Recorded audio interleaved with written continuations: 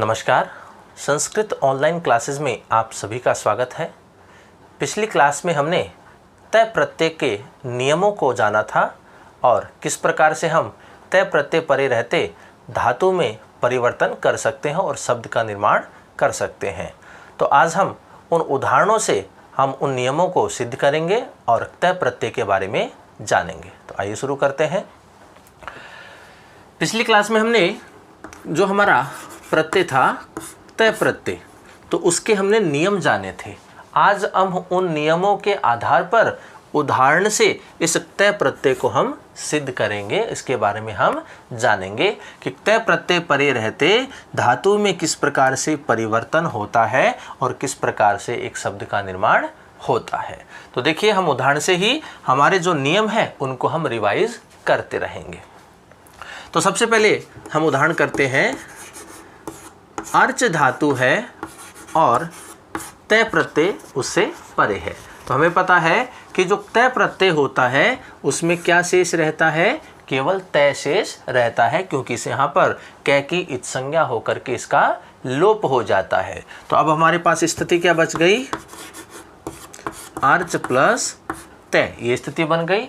ये जो अर्च धातु है ये कैसे धातु है, ये सेट धातु है। कैसी धातु है, सेट धातु है। तो हमने तय प्रत्यय के नियमों में पढ़ा था, यदि धातु सेट हो और तय प्रत्यय परे हो तो सेट धातु एवं तय प्रत्यय के मध्य में हम इट का आगम करते हैं। तो देखिए स्थिति क्या बन जाती है, ये हमारी अर्च धातु है और इसमें हमने क्या किया, इट का आगम कर दिया और ये तय हमारा बचा हुआ है। इट का जो आगम होता है इसमें टय की इत संज्ञा होकर के इसका लोप हो जाता है। तो हमारे पास क्या स्थिति बचती है, केवल अर्च प्लस ई प्लस तय, ये स्थिति हमारे पास बचती है। तो देखिए अब हम इनका क्या करेंगे, वर्ण सम्मेलन कर देंगे। तो वर्ण सम्मेलन करेंगे तो ये चय आधा है, आगे ई स्वर है, तो ये इसमें आकर के मिलेगा, तो ये क्या बन जाएगा, अर्ची। आगे क्या बचा हुआ है, तय, और विभक्ति आदि कार्य करेंगे तो क्या बन जाता है, अर्चितः। इस प्रकार से बनता है हमारा शब्द तय प्रत्यय से। हमने पहचान देखी थी अंत में, क्लास के अंत में हमने देखा था कि तय प्रत्यय यदि होता है किसी शब्द में तो हम उसको कैसे पहचानेंगे। तो देखिए, पुल्लिंग का अगर कोई शब्द होता है तो उसमें अंतिम ध्वनि इस प्रकार से होती है। स्त्रीलिंग का कोई शब्द होगा और जिसमें तय प्रत्यय जुड़ा होगा तो अंतिम ध्वनि ता की होगी, और यदि कोई नपुंसक लिंग शब्द होगा जिसमें तय प्रत्यय जुड़ा होगा तो उसकी अंतिम ध्वनि कैसी होगी, तम की होगी। तो हमने यहाँ जो शब्द बनाया है वो किस प्रकार का बनाया है, पुल्लिंग का बनाया है, अंत में ध्वनि त है। यदि हम इसको स्त्रीलिंग में लिखना चाहें तो हम क्या लिखेंगे, इसको अर्चिता, और यदि इसी को हम नपुंसक लिंग में लिखना चाहें तो क्या बन जाएगा, ये अर्चितम। तो देखिए स्थिति है, इस प्रकार से हमारे शब्द बनते हैं।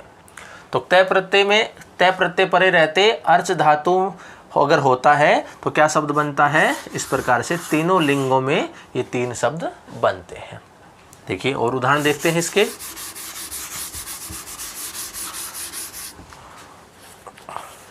चर धातु है और तय प्रत्यय है। तय प्रत्यय में क्या शेष रहा, तय शेष रहा। ये जो चर धातु है ये भी किस प्रकार की धातु है, सेट धातु है। तो सेट धातु है तो हम क्या करेंगे, धातु और इस तय प्रत्यय के मध्य में इट का आगम करेंगे और इट में क्या शेष रहता है, ई शेष रहता है। तो स्थिति क्या बन जाएगी, चर प्लस ई प्लस तय। हम इनका वर्ण सम्मेलन करेंगे। चय, रे में रे आधा है, आगे ईश्वर है, आकर के मिलेगा तो क्या बन गया, री। आगे क्या बचा हुआ है, तय। विभक्ति कार्य करेंगे तो क्या हो जाएगा, चरिता है। पुल्लिंग में हम शब्द बनाएंगे तो क्या बन जाएगा, चरिता है। तो चर धातु में तय प्रत्यय मिलाते हैं तो क्या बनेगा, चरिता है। इस प्रकार से देखिए। और देखिए, सेव धातु है, तय प्रत्यय है, क्या बनेगा, ये भी कौन सी धातु है, ये भी हमारी सेट धातु है। तो सेट धातु है तो मध्य में हम क्या करेंगे, इट का आगम करेंगे। तो सेव धातु, इट में क्या शेष रहता है, ई शेष रहता है, और तय प्रत्यय में क्या शेष रहता है, तय शेष रहता है। तो ये स्थिति बन गई। इनका वर्ण सम्मेलन करेंगे, से वह में ई मिलेगा तो वी, आगे तय बचा हुआ है, विभक्ति कार्य करेंगे तो क्या बन जाएगा, सेवितः। इस प्रकार से बन जाएगा। हस धातु है और यदि हमें उसमें तय प्रत्यय जोड़ना है तो क्या बनेगा, ये जो हस धातु है ये कैसी धातु है, ये सेठ धातु है। सेठ धातु है तो हम क्या करेंगे, धातु और प्रत्यय के मध्य में इट का आगम करेंगे।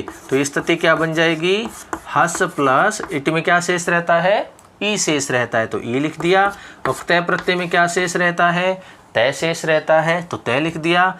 इनको हम वर्ण सम्मेलन करेंगे, है से आधा है, आगे स्वर है, आकर के मिलेगा तो ये क्या बन जाएगा, सी, आगे बचा हुआ है तय, विभक्ति कार्य करेंगे तो क्या बन जाएगा, हसी तय। तो इस प्रकार से शब्द बन जाता है। और देखिए रक्ष धातु है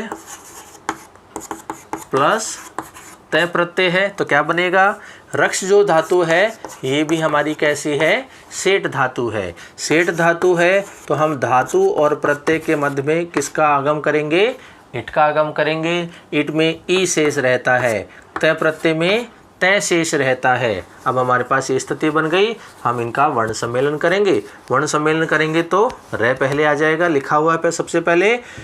रि क्षय में छोटी ई जो रस्व है ये स्वर है तो ये आकर के मिलेगा, तो क्षय में जब छोटी मिलेगी तो क्या बन जाएगा, क्षी बन जाएगा। आगे तय बचा हुआ है, विभक्ति कार्य करेंगे तो ये बन जाता है रक्षितः। तो रक्ष धातु में तय प्रत्यय मिलाएंगे तो क्या बनता है, रक्षितः है। इसी प्रकार से और देखिए पत धातु है, तय प्रत्यय है। ये जो पत धातु है ये भी कैसी है, सेठ धातु है। तो पत धातु में तय प्रत्यय मिलाएंगे तो क्या बनेगा, तो पत धातु आ गया। सेठ धातु होने के कारण मध्य में इट का आगम करेंगे जिसमें ई शेष रहता है, तय प्रत्यय में तय शेष रहता है तो ये स्थिति बन गई।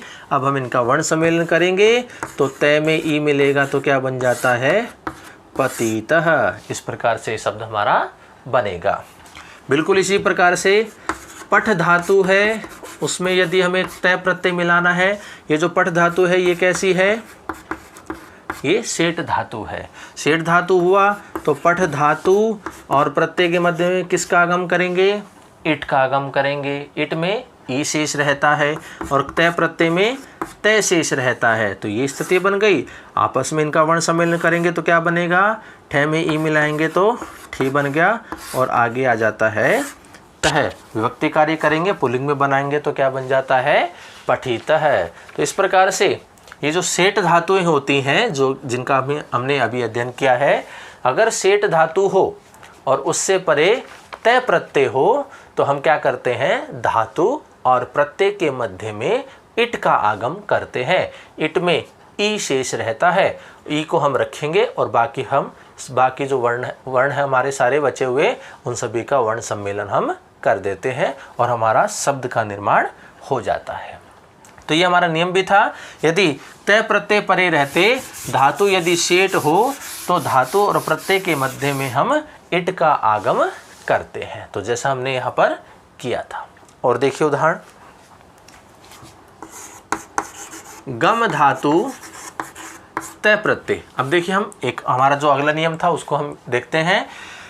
तय प्रत्यय परे रहते, धातु के अंत में यदि अनुनासिक वर्ण हो, इसका मतलब है पंचम अक्षर हो, तो उसका क्या हो जाता है, लोप हो जाता है। तय प्रत्यय परे रहते धातु के अंत में स्थित अनुनासिक वर्ण अर्थात पंचम वर्ण का लोप हो जाता है। तो ऐसी स्थिति में देखिए तय प्रत्यय में क्या शेष रहेगा, तय शेष रहेगा।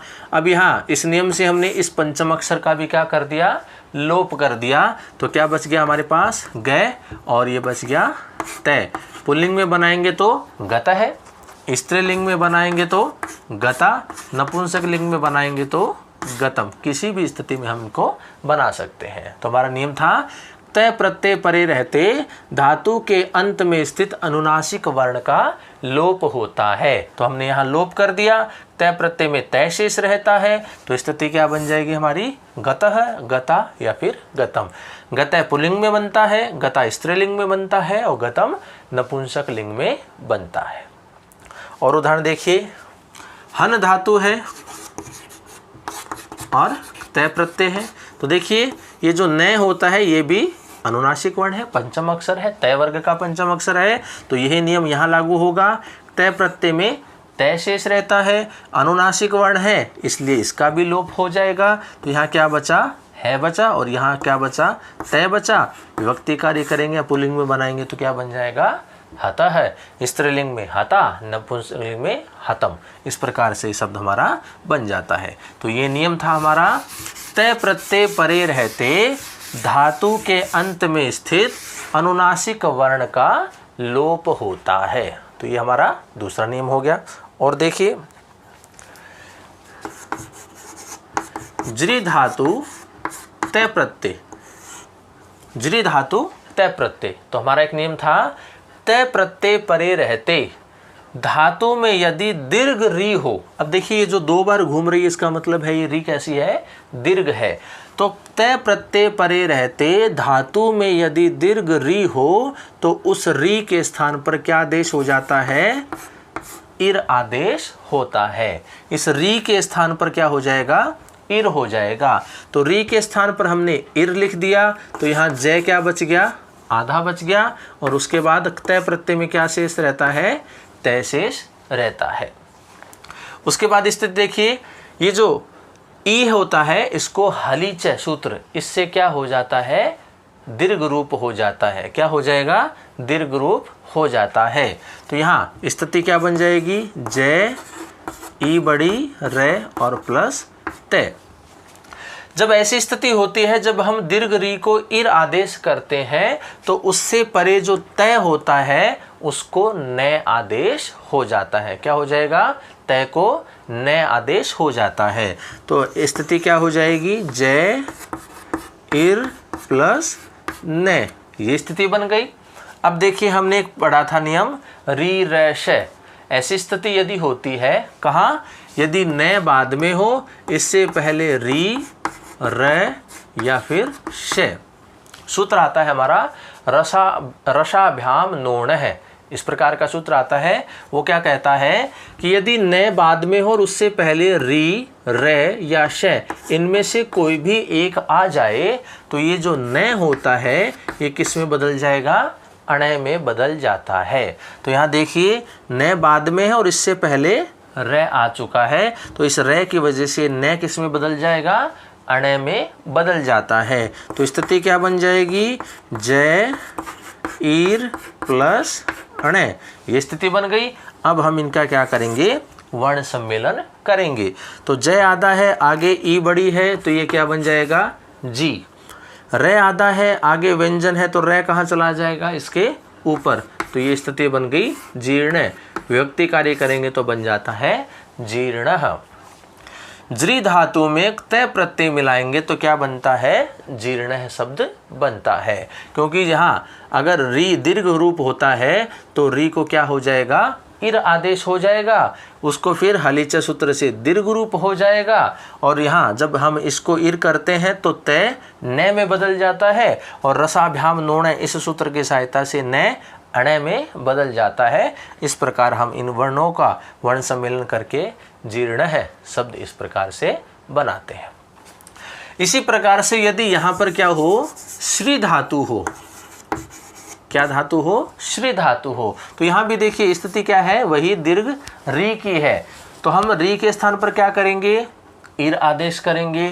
तो इर आदेश री के स्थान पर कर दिया तो यहाँ क्या बच गया? श बच गया।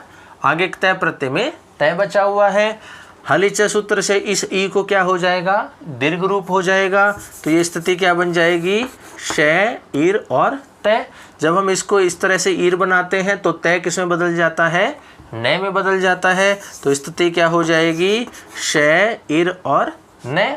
इसी प्रकार रसाभ्याम नोणे सूत्र क्या करता है कि रे की वजह से न किस में बदल जाएगा, अण में बदल जाएगा। तो न के स्थान पे अण लिख देंगे और स्थिति हमारी बन जाएगी श, इर और ण। अब हम इनका क्या करेंगे, वर्ण सम्मेलन करेंगे। वर्ण सम्मेलन करेंगे तो ये क्या बन जाएगा, श में बड़ी ई मिलेगी तो शी, रे आधा है आगे अण है तो रे का चला जाएगा ऊपर और ये स्थिति बन जाएगी शीर्ण। तो श्री धातु में तय प्रत्यय मिलाते हैं तो क्या बनता है, शीर्ण। इस प्रकार से शब्द बनता है। तो ज्री धातु और श्री धातु ऐसे उदाहरण हैं, ये हमारे उस नियम को सिद्ध करते हैं कि तय प्रत्यय परे रहे और धातुओं में यदि दीर्घ री हो तो री के स्थान पर इर आदेश होता है। हलीच सूत्र से ई का दीर्घ रूप हो जाता है तो वो इर इस प्रकार से बन जाता है। और इर हम करते हैं तो तय के स्थान पर नए आदेश हो जाता है और रसाभ्याम नोण इस सूत्र की सहायता से नए अण में बदल जाता है और हमारे शब्द बन जाते हैं जीर्ण और शीर्ण है। तो इस प्रकार से ये हमारा नियम था। आगे उदाहरण देखिए अगले नियम को लेकर के।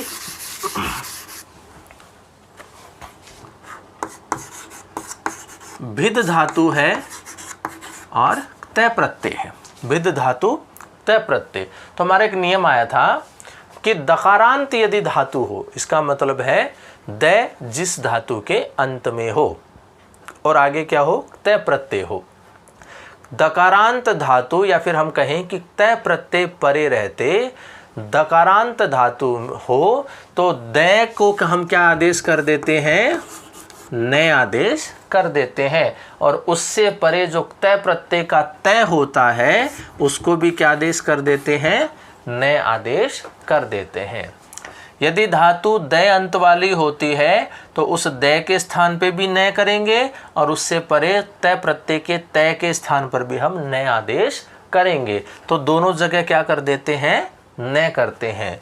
यहाँ पे दय आधा था इसलिए हमने नए आधा लिखा, यहाँ तय पूरा था तो हमने नए पूरा लिखा। तो दोनों के स्थान पर हमने परिवर्तन कर दिया और ये क्या बचा हुआ है, भी बचा हुआ है। इनका वर्ण सम्मेलन करेंगे तो क्या बन जाएगा, भिन्न। और विभक्ति कार्य करेंगे तो क्या बन जाता है, भिन्न। इस प्रकार से शब्द बनता है। तो भिद धातु में तय प्रत्यय मिलाएंगे तो क्या बन जाएगा, भिन्न है बन जाता है। इसी प्रकार देखिए बिल्कुल इसके जैसा ही है। छिद धातु है, तय प्रत्यय है तो क्या बन जाएगा, इसको देखते ही पता लग गया। तो दकारांत धातु है और उससे पर एक तय प्रत्यय भी है तो हम क्या करेंगे, द के स्थान पे भी न कर देंगे और इस तय के स्थान पे भी न कर देंगे। बचा हुआ क्या है, छी। वर्ण सम्मेलन करेंगे तो क्या हो जाएगा, छिन्न है, ये स्थिति बन जाएगी। विभक्ति कार्य करेंगे तो विसर्ग लगा देंगे तो ये बन जाता है छिन्न है।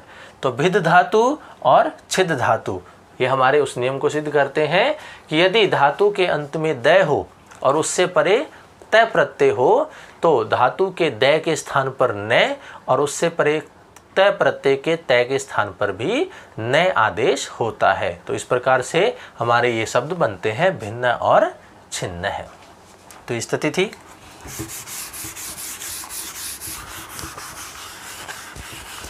और देखिए उदाहरण,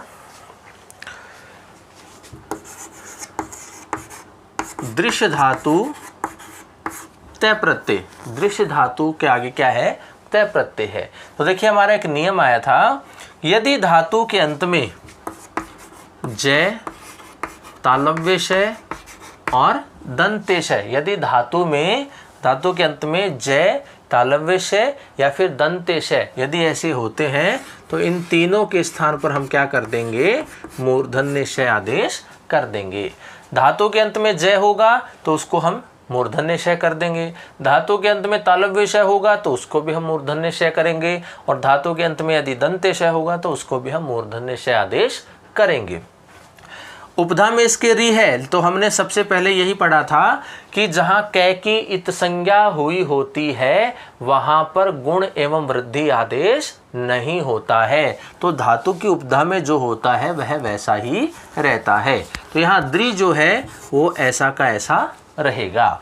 अब देखिए धातु के अंत में क्या है, तालव्यशय, उससे परे क्या है, तय प्रत्यय। तो इस तालव्यशय के स्थान पर हम क्या कर देंगे, मूर्धन्य श आदेश कर देंगे। श आधा है तो मूर्धन्य श भी क्या हो जाएगा, आधा हो जाएगा। इसके बाद क्या बचा हुआ है, तय प्रत्यय में क्या शेष रहता है, तय शेष रहता है। तो स्थिति देखिए क्या बन गई, दृश्य प्लस तय, ये स्थिति बन गई। अब देखिए ध्यान से हम देखें तो यहाँ पर हमें एक संधि दिखाई दे रही है। कौन सी संधि दिखाई दे रही है, वो है षटुत्व संधि। कौन सी है, षटुत्व संधि। ये संधि क्या कहती है, ये संधि कहती है, इसका सूत्र जो आता है वो आता है स्टूना स्टू। इसका सूत्र आता है स्टूना स्टू। ये जो सूत्र है, ये जो संधि है, ये क्या कहती है, ये कहती है कि सकार, इसका मतलब से, एवं तकार तय वर्ग, सकार एवं तय वर्ग से परे शकार या तय वर्ग हो तो सकार एवं तय वर्ग के स्थान पर शकार एवं तय वर्ग आदेश होता है। ये कहता है षटुत्व संधि। सकार एवं तय वर्ग से परे शकार या तय वर्ग हो तो सकार एवं तय वर्ग के स्थान पर क्रमशः शकार एवं तय वर्ग आदेश हो जाता है। तो इसका मतलब है एक तरफ क्या होगा, दंतेश या फिर तय वर्ग, मतलब तय थ द ध न, और दूसरी तरफ क्या होगा, मूर्धन्य श एवं तय वर्ग अर्थात तय ठ ड ढ ण। अगर ऐसी स्थिति आमने सामने होती है तो जो दंतेश होगा वो किस में बदल जाएगा, मूर्धन्य श में बदल जाएगा। और यहाँ पर जो तय वर्ग होता है, तय थ द ध न, ये क्रम से किस में बदल जाएगा, तय वर्ग में बदल जाएगा। मतलब तय जो होगा वो टय बन जाएगा, थ जो होगा वो ठय बन जाएगा, तो क्रम से वह वर्ग बन जाता है। तो यहाँ देखिए वही स्थिति है। यहाँ एक तरफ क्या है, मूर्धन्य श है, इनमें से कोई भी एक अक्षर है, और दूसरी तरफ क्या है, इनमें से कोई एक अक्षर यदि हो तो यहाँ पे भी हमारा तय है। तो परिवर्तन कहाँ हो जाएगा, इस तय वर्ग में परिवर्तन होगा। तो तय किस में बदल जाएगा, तय में बदल जाएगा। तो यहाँ देखिए स्थिति क्या बन जाएगी, अब दृश्य आधा है, आधा लिख दिया, तय किस में बदल गया, तय में, और विभक्ति कार्य करेंगे तो क्या बन जाएगा, दृष्टः। तो ये स्थिति बनती है। दृश्य धातु में तय प्रत्यय यदि मिलाएंगे तो क्या शब्द बनता है, दृष्टः। इस प्रकार से शब्द बनता है। इसी के समान दूसरा उदाहरण देखिए,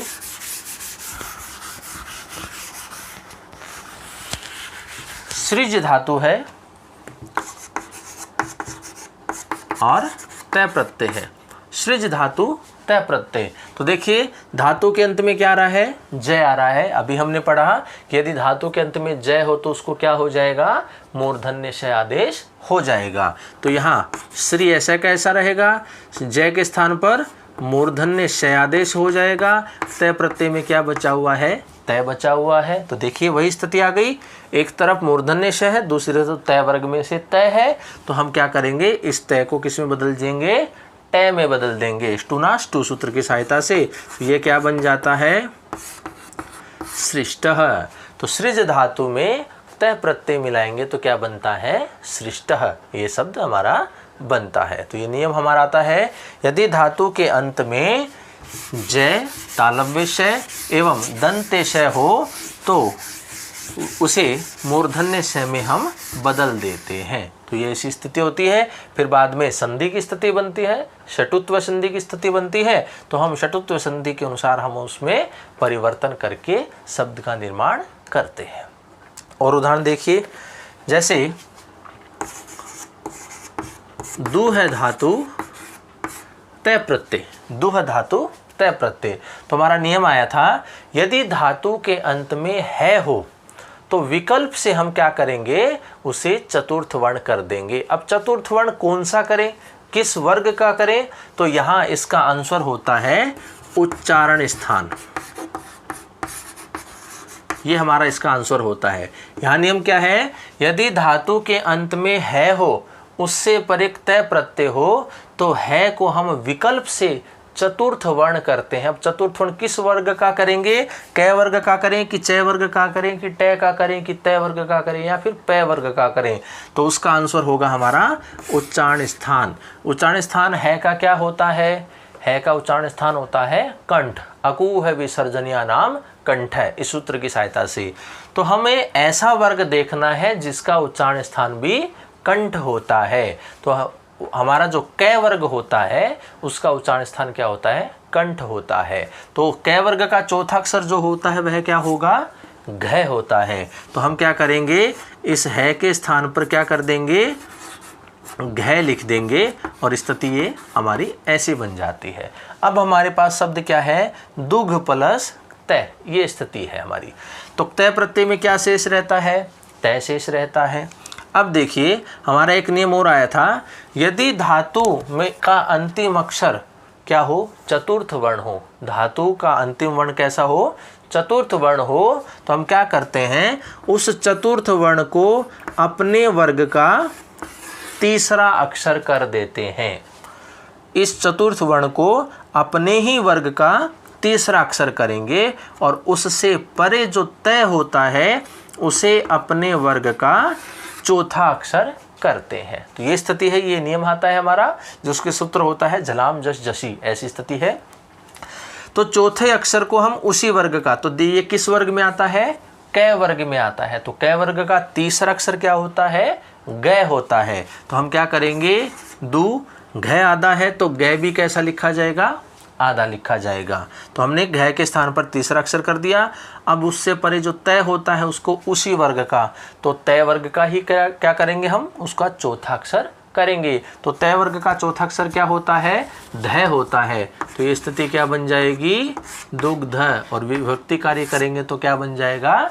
दुग्धः। इस प्रकार से शब्द बनता है। तो दु है धातु में तय प्रत्यय मिलाते हैं तो क्या बनता है? दुग्धः शब्द बनता है। इसी प्रकार का और उदाहरण देखिए,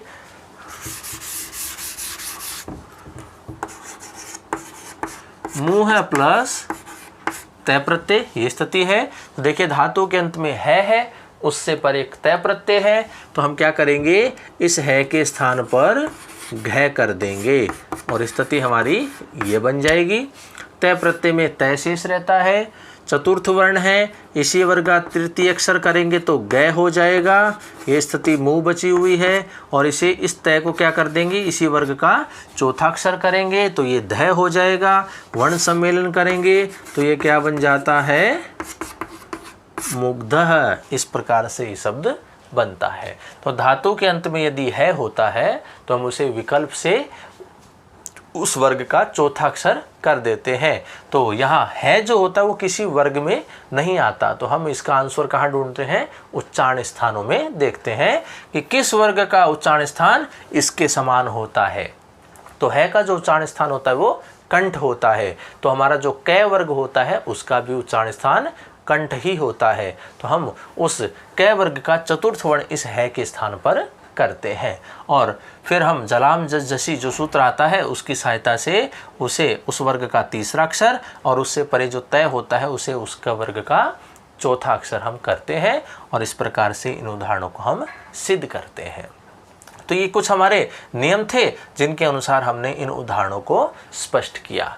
तो आज की क्लास में हमने जो हमारा तय प्रत्यय है इसके बारे में हमने चर्चा की और उदाहरणों के द्वारा हमने उसको सिद्ध किया।